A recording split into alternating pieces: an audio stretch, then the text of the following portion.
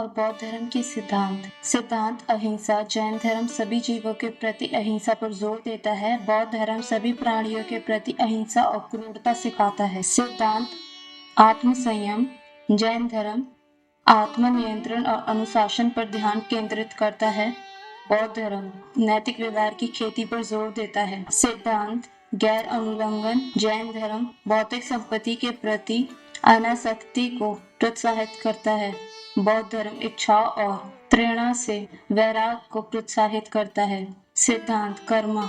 जैन धर्म कर्म फलों के संचय में विश्वास करता है। बौद्ध धर्म कर्म और उसके प्रभावों को विधारणा में विश्वास करता है। सिद्धांत मुक्ति। जैन धर्म जन्म और पुनर्जन्म के चक्र से मुक्ति चाहता है। बौद्ध धर्म आत्मज्ञान के माध्यम से पीड़ा से मुक्ति चाहता है। सिद्धांत ध्यान। जैन धर्म आध्यात्मिक जागरूकता पैदा करने के लिए ध्यान का अभ्यास करें। बौद्ध धर्म दिमागीपन और ज्ञान को विकसित करने के लिए ध्यान का अभ्यास करें। सिद्धांत प्रबोधन। जैन धर्म आत्म संरक्षितकार और आध्यात्मिक शुद्धता पर जोर देता है। बौद्ध धर्म ज्ञान प्राप्ति पर बल देता है। जैन धर्म की शिक्षाएं अहिंसा। जैन धर्म जानवरों और पौधों सहित सभी जीवों प्राणियों के प्रति अहिंसा पर बहुत जोर देता है। जैनियों का मानना है कि अहिंसा सर्वोच्च गुण है और आत्मिक शुद्धता और मुक्ति के लिए आवश्यक है। आत्मनियंत्रण। जैन धर्म विचारों शब्द और कार्यों सहित जीवों के सभी